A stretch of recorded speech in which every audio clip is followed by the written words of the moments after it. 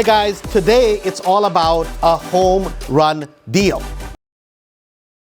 So we're not necessarily hitting baseballs. Today we're trying to find the best deals in today's market.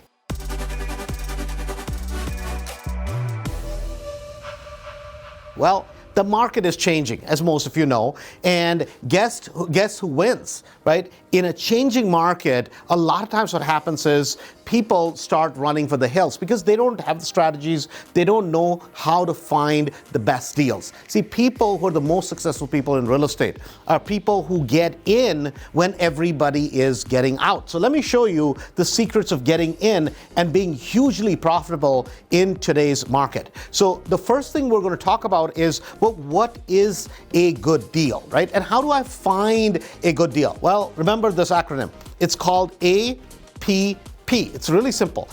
APP. So if you want to call it app, that's easy to remember. So number one is going to be area, meaning what is the areas that I'm going to look in, right? Where am I going to find a good deal? The second P stands for price, which is simple. What price range am I going to look in? And the third P stands for profitability. So remember, area, price, profitability, because obviously a home run deal is a deal which is extraordinarily profitable. A lot of times what people think, oh my God, the economy is down, so my profits have to be down. Actually, no.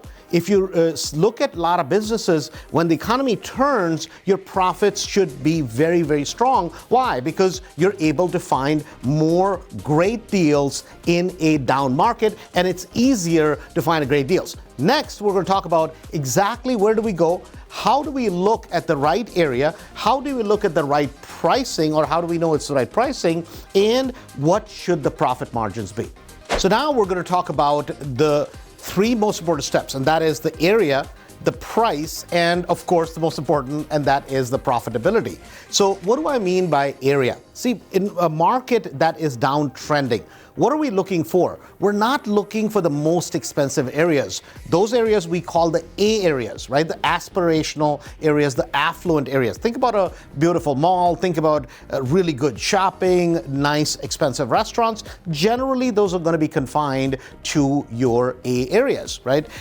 Then you have the other extreme, all the way on the other extreme is going to be your D areas. D areas are going to be areas that I call a disaster. So you have the A, you have the D. D areas generally are going to have very high crime. Now, this depends on what part of the country you live in. Most people don't live in areas that have very high crime. But we happen to be in Chicago, and you've probably heard it's a wrong reputation, but there are pockets of town, obviously, clearly, that have challenges, right? Generally, economic conditions in an area, if they're very poor, they will have very high crime, abandoned houses, so on and so forth. Now, most of America, I would call, will fit in what we call a B area, meaning bread and butter, right? Don't think about bread and butter area as a poor area. Think about it as you have people that are white-collar workers mixed with blue-collar workers, right? And these areas generally are going to be next to your A areas or aspirational areas, so the town next to the nicer part of town. Think about it that way,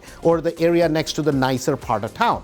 Then you have what we call a C area. So you have A, which is the best area, best schools. Then you have areas not quite as nice, but still good areas. And then you have the third tier of areas, which we call the C areas. Now, C areas, depending on if you're close to a big city, may have some crime, may have some economic issues, but generally, still they make for great housing for people that are just starting out. So those are the middle areas that we want to find deals in, because that's where you're going to have 80% of all housing. In fact, 85% almost of all housing is going to fit in B and C.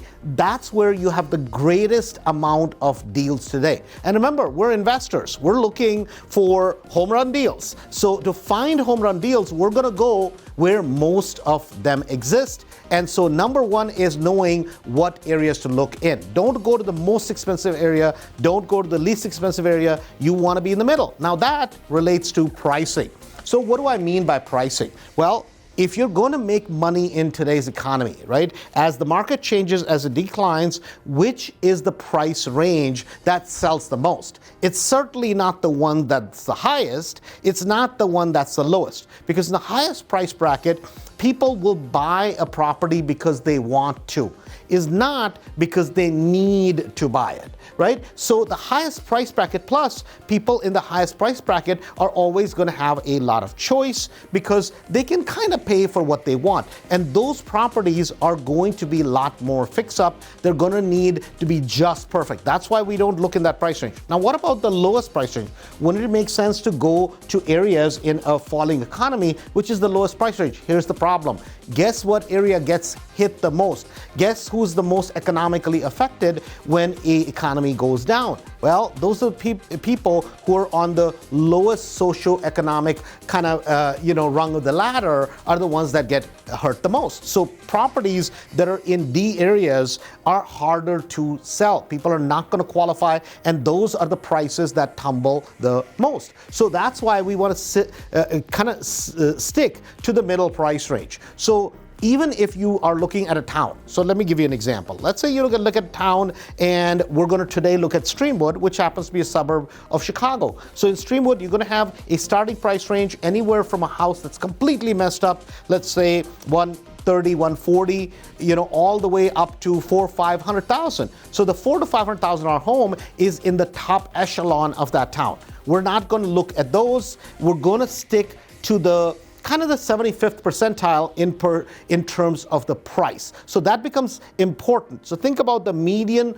price range in a town. So you want to find the middle of the middle. That's the best place to find the best deals because that's where most of the deals exist. Then the third is profitability. So how much should you be making on a deal in terms of if you're going to do a flip, if you're going to do a wholesale? What should you be making? So remember this basic rule of thumb, and that is that if you buy a property for $200,000, you put $50,000 worth of work into it, it should profit you a minimum of $50,000, right?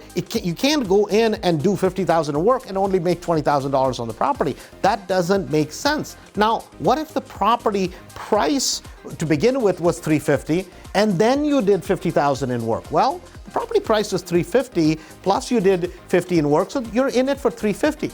In that particular case, I need to make $60,000 or $70,000 to really justify because I'm taking a little bit greater amount of risk. So you can't go and look at a property where you're going to need $100,000 in work to only make $20,000 or $30,000 because a bigger rehab, right, that's going to cost more and it's going to be more time. So what is important to figure out is that I want to make for every minimum of $100,000 that I invest, I want to make approximately a minimum of $15,000 in profit. So if it's a $300,000 property, I minimum want to make at least $45,000, if not $50,000 to $60,000. So that becomes really important. So number one was area, number two was price, and number three is profitability. Now we're going to show you exactly how do you put this to use and how do you cover the area, how do you cover the price range, and how do you find the most profitable deals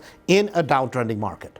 Guys, first we're going to start with looking at the area. How do we find a particular area to invest in? So we're going to find the best area to invest in. That's the most profitable, has the right price range, and makes sense for us. And then we're going to look for 3 or 4 towns around it. So it's going to give you a nice little pocket to begin with. So the first thing you're going to do is you're going to find a map, something like this. So this happens to be for Chicago because today we're in the Chicago office. And this is what is called a Zolk map. It's an overlay of a map which is kind of colored with all the neighborhoods that are in the Chicago area. And then you have all the suburbs stretching out almost 50 miles. And you can do this also with Google, right? And it's the easiest and the simplest place to start, but always start with a simple map because it's a great way of visualizing sitting at home. So I picked kind of a area which is called Streamwood, and it happens to be about 25 or 30 miles out of Chicago. So this is one of the classic suburbs of Chicago. And how did I pick that? Well, I was looking for a B and a C suburb, B or C, right? And I know, so you always look for the most expensive area And then generally next to it, you're going to find what we call a B or a C type of an area. Think about the most expensive subdivision, the subdivision next to it. In this case, we're doing that exact same thing with the town, right? So first we found one town. Now, are we going to find all the deals we need in just that one town? Well, can we do that? Yes, but it's going to make our search a little bit more difficult. So what we're going to do is we're going to look for a geography around it. So think about this. About, say, 20 to 30 minutes driving distance. Now, for some of you, if you're in a rural area, that's going to be a long way. But then houses are farther spread apart. So there you may have to drive a little bit more. Now, if you're in a very dense area, meaning in city of Chicago, you have so much density over there, you don't have to go very far. You can be literally in 2 or 3 neighborhoods, right, in one zip code. Pretty much you'll have the density, the amount of population to do that for you. So that is something that you have to decide, how far of an area am I going to go? So I took about a 10, 12 minute, 15 minute driving distance from Streamwood. So that covers Hanover Park, that covers Roselle, and a few little towns over there, right? On this side, you're going to have the more expensive parts. And here, this is going to be a distribution of B and C towns in general. Now, once I've located my towns, then I have to think about, okay, where am I going to go look for deals? Well, everybody knows you could go and call a real estate agent, and they can do that. Today, we're looking for home run deals. We're not looking for retail deals that you can find at MLS. We want the best of the best. So where do we go? Well, one place you could go always is the MLS. And sometimes you find some wonderful deals. About 35 to 40% of all properties that I own, right, are deals that come from the multiple listing service. Nothing wrong with that. But let me show you a secret. So what you're going to do is you're going to go and look up properties. You want to find properties that are hidden, right? We call them hidden gems, or we call them home run deals, because most people don't know they exist. So in a downturn economy, think about who gets hurt. Well, people financially who get in trouble. Landlords who may be out of town, they may lose a tenant, right? People who have a lien against the property, people that have disrepair in the property. So where do we go and find? So there's a website, and it's called PropStream. That's one of the providers. There's lots of them. If you do a search for, short sales or foreclosure properties or probate properties, you'll find these. But we're going to use something that is fairly simple, and I'm going to show you a quick way how to use those. So what we're going to do is we're going to go in, and the best part of this website is this, that you can get a 6 to 7 day free subscription. It's 100% free, so it's a great place for you to start. You don't even have to spend any money. So what I would do is I went in and I put the town of Streamwood in here, and then I basically said, okay, show me all the properties. Now this is just in one town. So it gave me 77 properties listed on MLS right now, 79 pre-foreclosure properties. Think about that, 79 of them. And guess how many are on the MLS? 2 of them, right? 2 of all of these properties, of all the foreclosure properties, are in the multiple listing service. So that means 77 of them, nobody's going after that, right? Then you have 1 property that's going to auction, 51 properties that are owned by the bank. Did you know that in your town there are properties that are owned by the bank? There are 737 people, investors, that bought properties for cash, and so on and so forth. So today we're going to look at the pre-foreclosures. So I went here, I'm going to click on that, and boom. What it's going to do is it's going to give me a list of all the properties that are on pre-foreclosure, and I'm going to look at right here on the document. It's going to give me, is it a notice of list pendants? Is the status, this says removed. So you don't have to look at the ones that are removed. You look at the ones that are active. And here's what you do next. What you're going to do is first, you're going to have this list. And then you're going to go into the filter function, and in the filter function, you're going to filter the properties that are in the median price range. So here, I'm going to look at all the properties that are below about 200,000 mortgage owed, right? So if the properties are 200,000 below mortgage owed, I'm going to find lots and lots of properties that have a 70,000, 80,000, 100,000, maybe 150,000 mortgage in this particular area, because guess what? I know a 3-bedroom, 1-bath ranch in really good condition in this particular town all day long, even in today's market, is going to sell for $250, $260. So all I have to do is identify homeowners who have a loan on the property for, say, $100,000, $120,000, $140,000, so I can buy that as a pre-foreclosure deal, meaning before the bank gets it. Imagine being able to get ahead. And that's just one single strategy that's going to put you miles and miles and miles ahead. Guys, if you do a search in this particular area of all the towns that I was looking at, of Streamwood, Hanover Park, and the surrounding towns, there are over 390 deals. Now, out of 390 deals, you're telling me you can't find 2 good deals for 2023, right? I mean, think about it.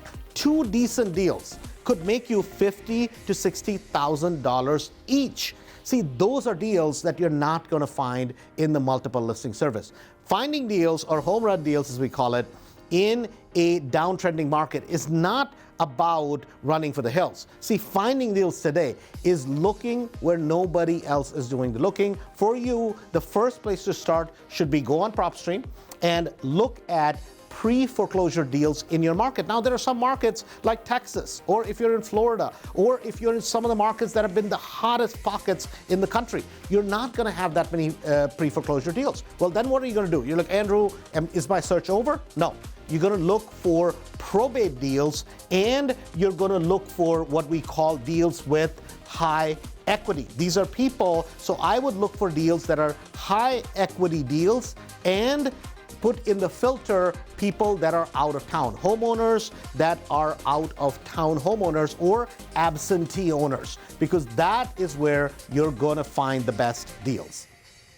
So guys, I don't know if it's in your future to hit a home run in terms of baseball, but certainly I know it's in your future to hit a home run deal if you follow the steps that we laid out. I'm super thrilled, super excited, because as the market changes, this is one of the best opportunities for you to get in.